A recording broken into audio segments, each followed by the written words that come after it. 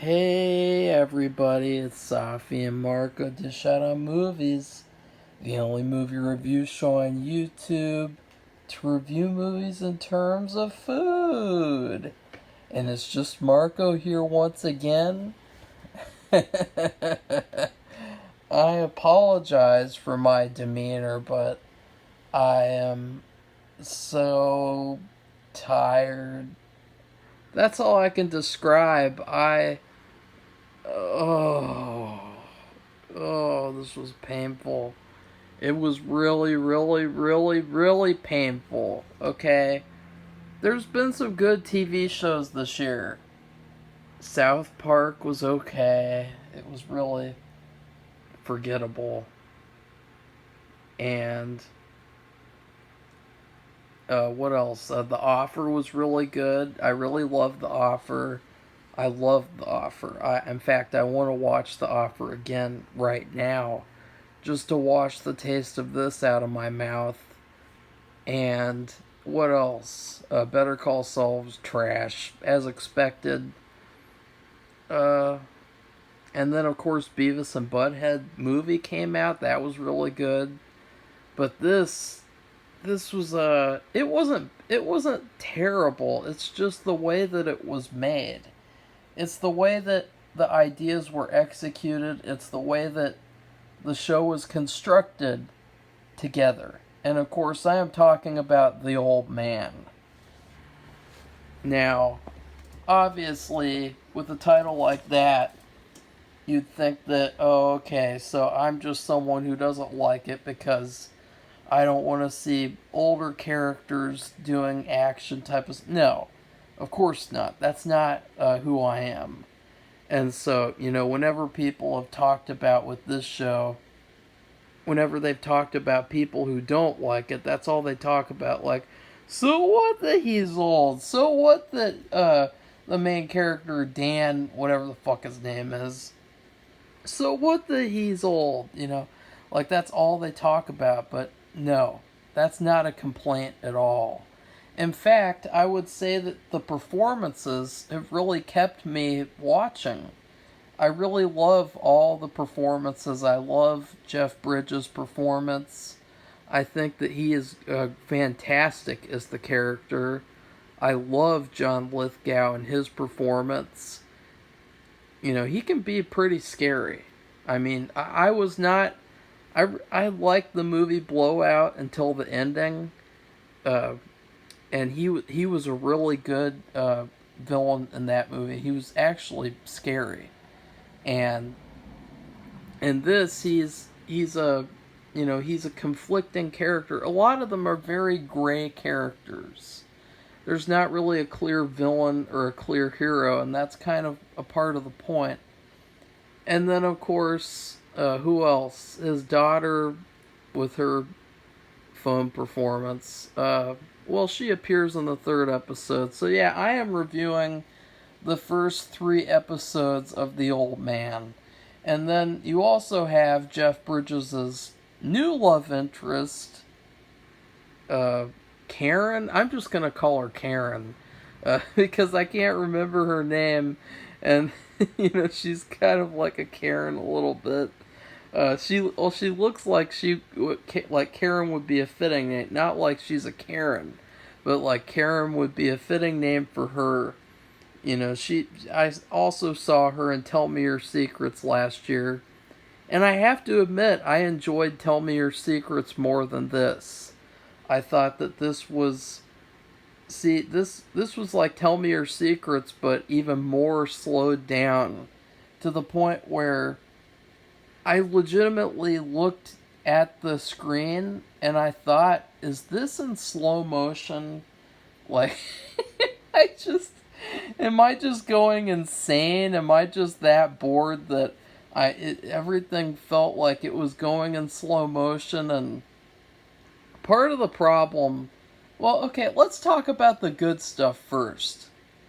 I like the concept of this older CIA agent, and he's been out of the game for a while, and all of a sudden, for some reason, he's being hunted down and he has to run from it, or he has to fight it, fight whoever and whatever is coming for him.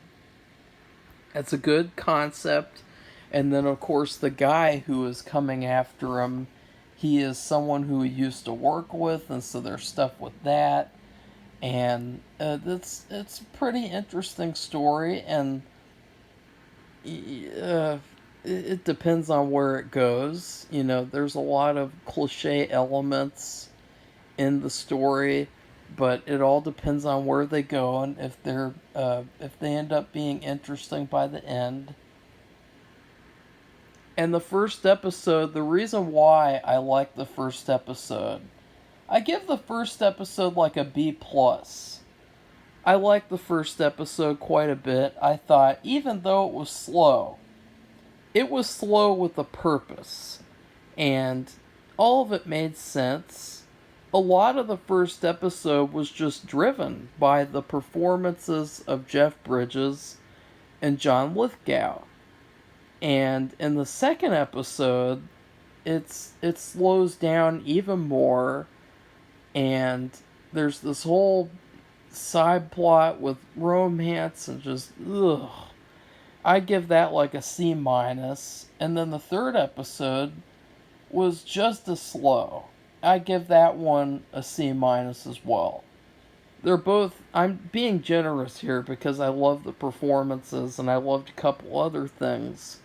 Little kernels in each episode, but it's very painfully boring, which I didn't expect. I thought this would be a really, really, really good show, but it's just an okay show. If it maybe it'll bounce back, maybe it will go back to being like it was in episode 1. Because in the first episode, a lot of it was just Jeff Bridges alone with his dogs, and a lot of the acting he does is talking on the phone, and that was a red flag right there, because one of the rules of screenwriting that I've learned, and I've talked about this before, one of the rules is you don't have a lot of important scenes on the phone. And it came from the Psycho 3 screenwriter when he was reviewing this girl's script, and she had these very integral scenes on the phone. And he said, don't do that. Just because there's phones around and anyone can talk to anyone on the phone, nothing can replace face-to-face conversation. And in the episode, though, the first episode, it's dealt with quite well because of the acting. The actors are really, really good. If they were bad actors, it would be trash.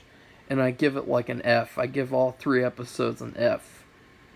So that should tell you a little bit about what I think. And then in the second and third episode, though, it gets worse.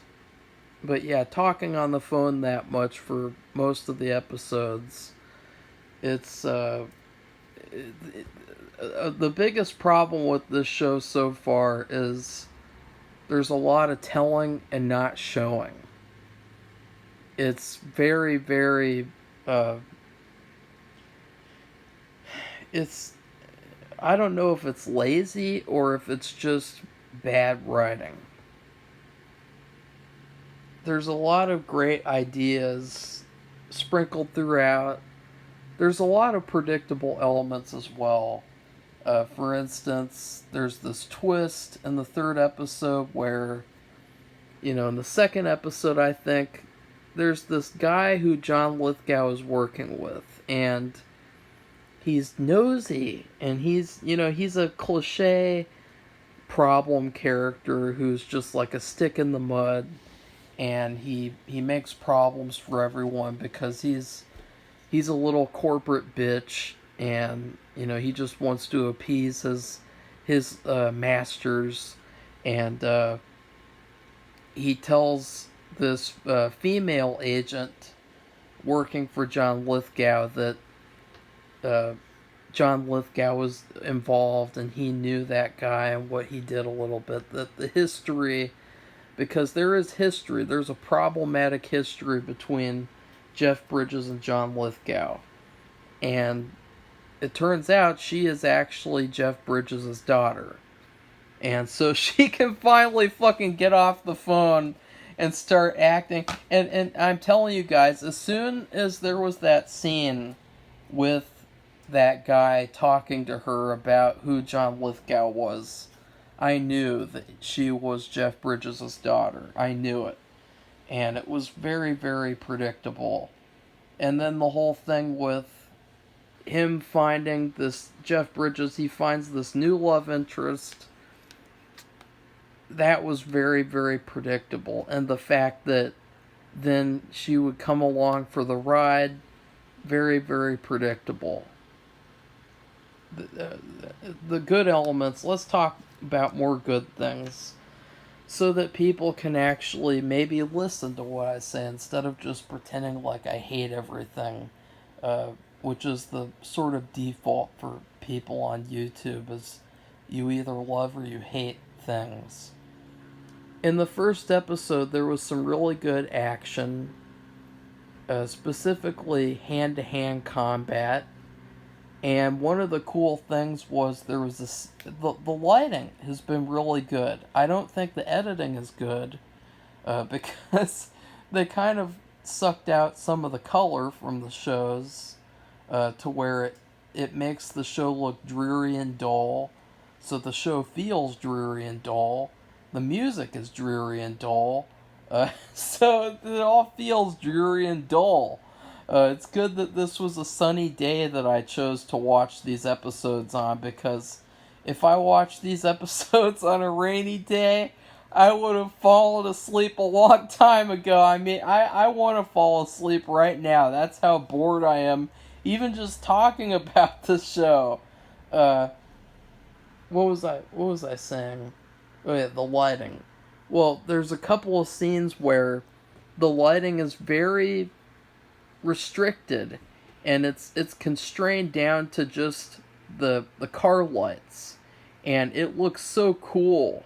The red lighting from the cars, as these two people are fighting, very, very cool lighting. And then Jeff Bridges has them get in a car accident to escape from this bad guy, and all you can see is the light from the car. You know, the inside of the car's lighting. This little light is just lighting the scene, and it looks really, really cool. So I really like those creative uses of lighting in the show. I think that that's been one of the highlights. Obviously, the show looks well made, even though the editor sucked out color from it. The problem is just the writing. And I emphasize that over and over and over and over again. Or it might also be the directing, I'm not sure. But the way that the show is constructed is to the show's downfall. The show could be a really good, fast-paced show. It's an FX show. Another FX show, Fargo, Season 1.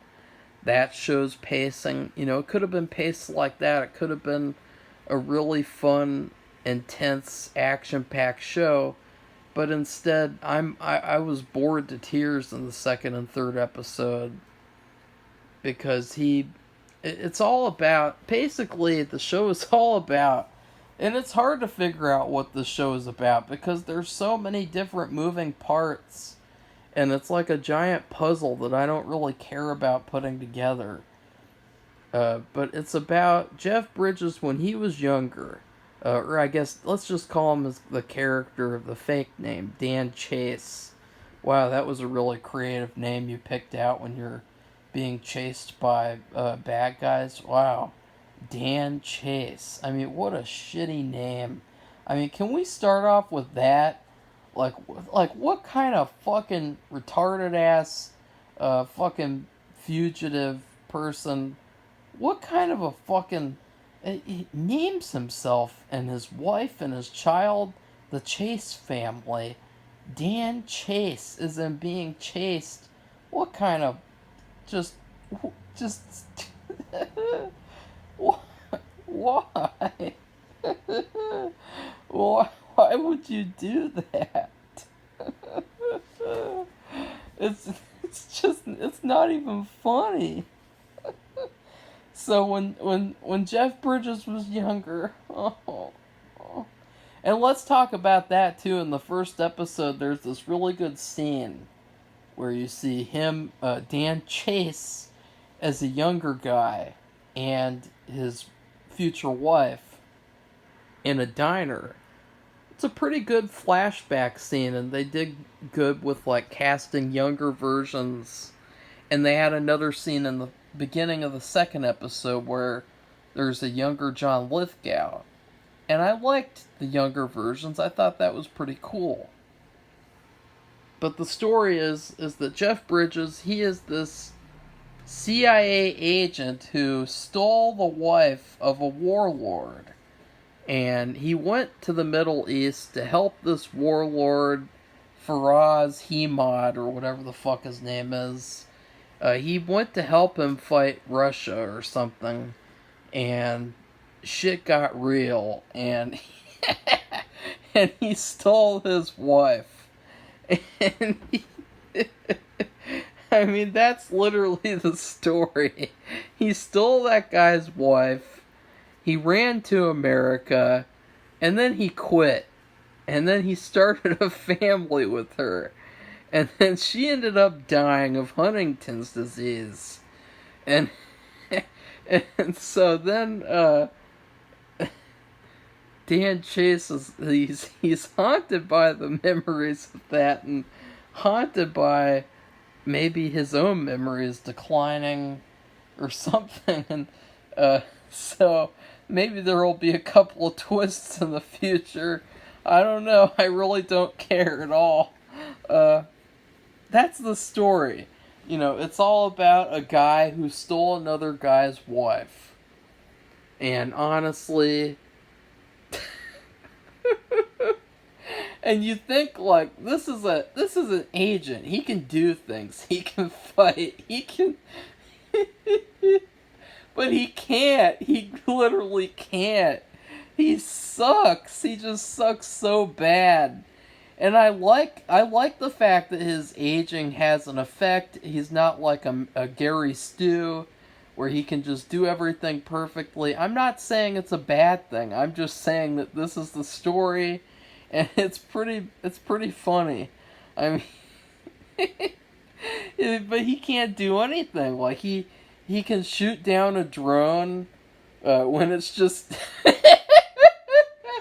this drone is just sitting there watching him in the sky in this random neighborhood waiting for him to shoot it down like a fucking target practice.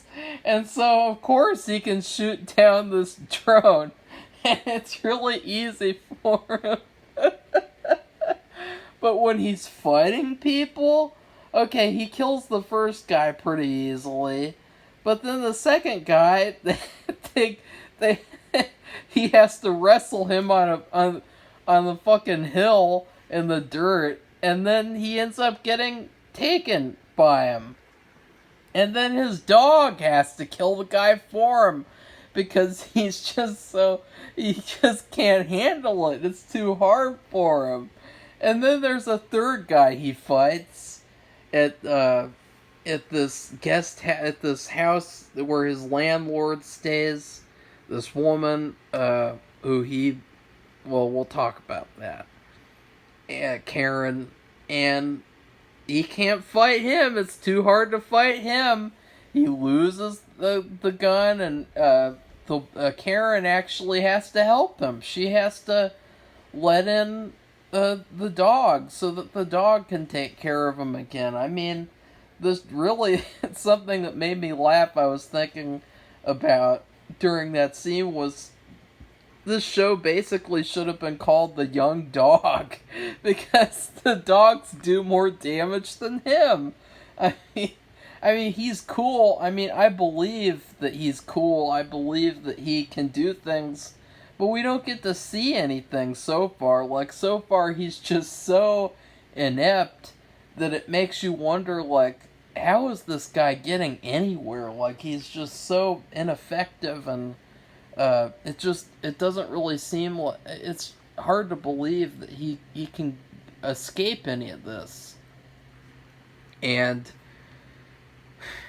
the real reason that he can't do anything is because he's too concerned about getting tail.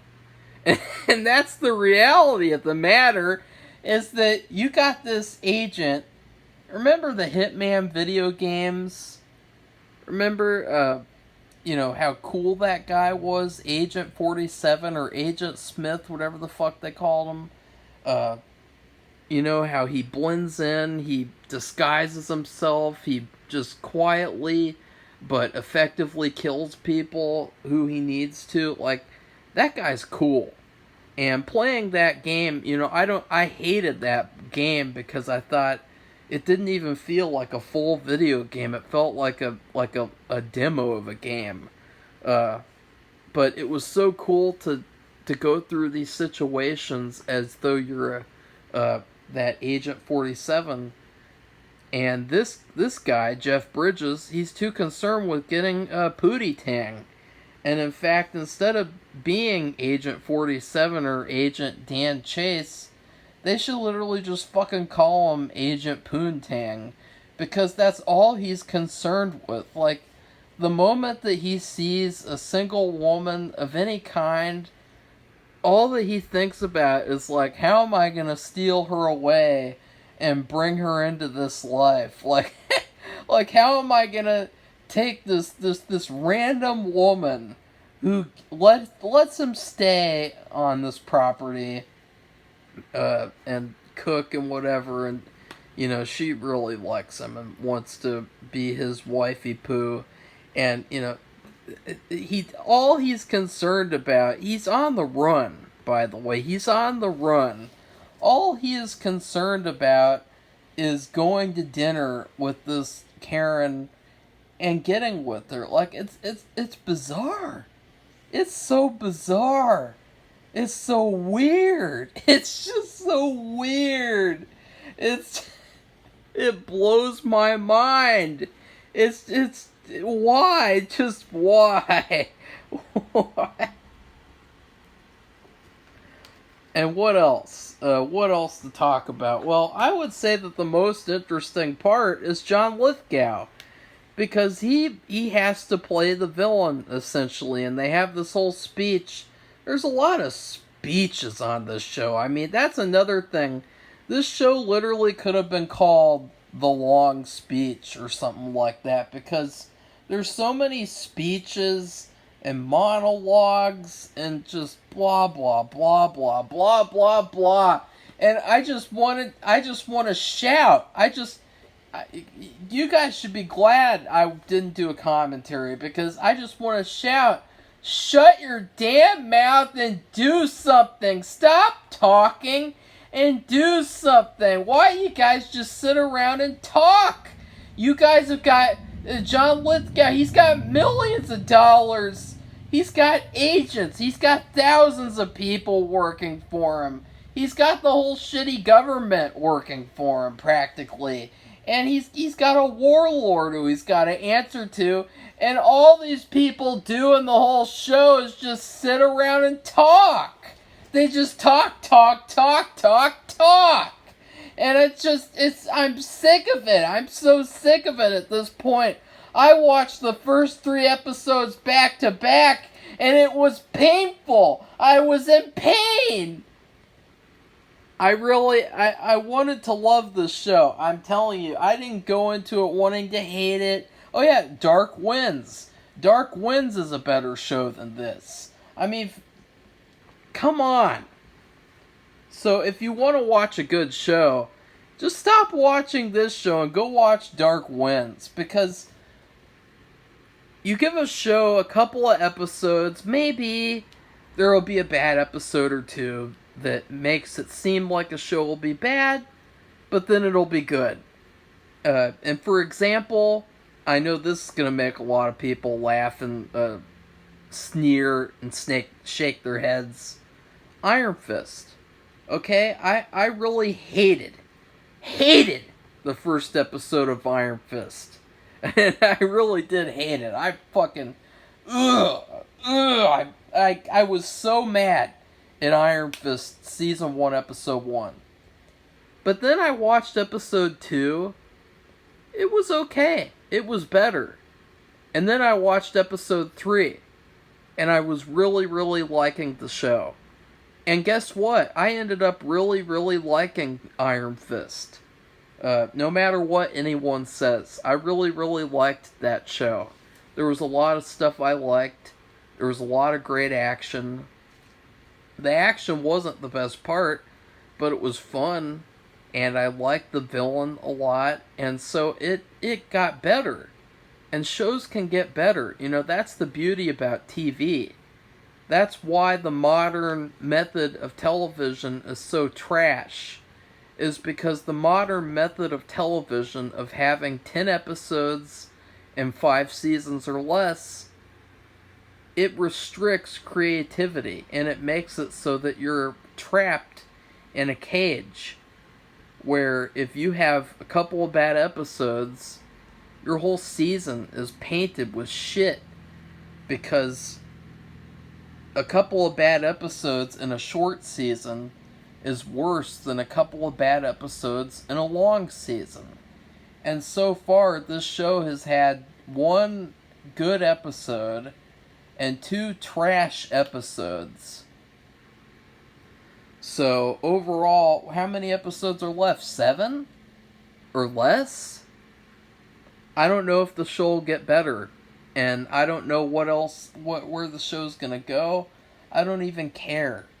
Because it's mostly just about these romances, about how this young CIA agent, he fell in love with the warlord's wife, and he stole her away, and then in the future he's on the run, and he falls in love with a Karen, and he takes her along for the ride with him. Like, who cares? Like, I literally don't care. And I'm sorry about that. I want to care, but I just don't. From the way that the show has been executed, I really don't care. It is so far, I would say, and I'm sorry, but I shouldn't have to be sorry because it's not my problem. I didn't make the show. But this is the worst show I've seen so far in 2022. I would say it is worse than Better Call Saul, because at least Better Call Saul's episodes, there were a couple of good ones out of the piece of shit handful episodes of that show. So I hope that the show gets better, and I am optimistic. You know, at least next week I'll only have to suffer through 1 episode.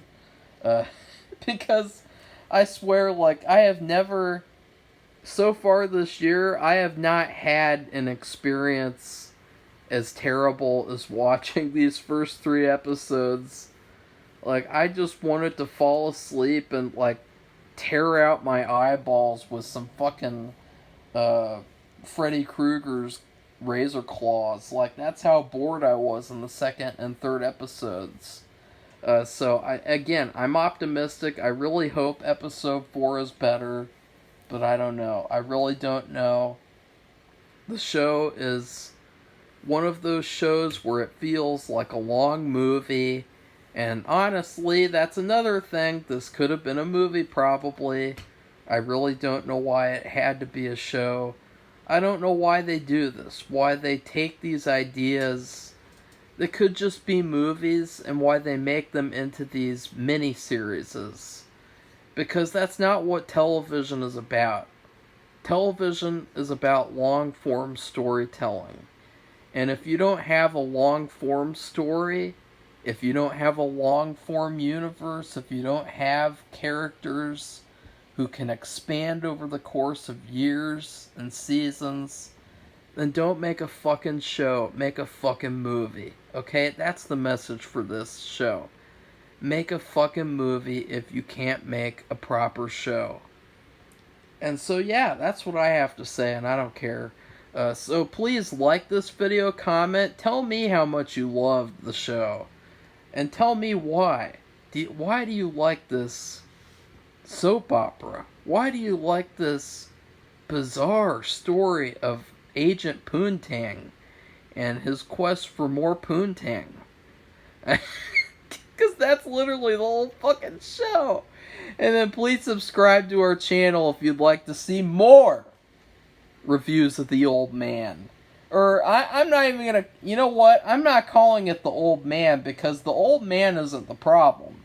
Okay? Jeff Bridges is giving a damn fine performance. They're all giving great performances. The problem is the writer. And really, the show should be called The Bad Writer, because that's why this show is failing right now with me, is because of the bad writer. So goodbye, everybody. See you next week.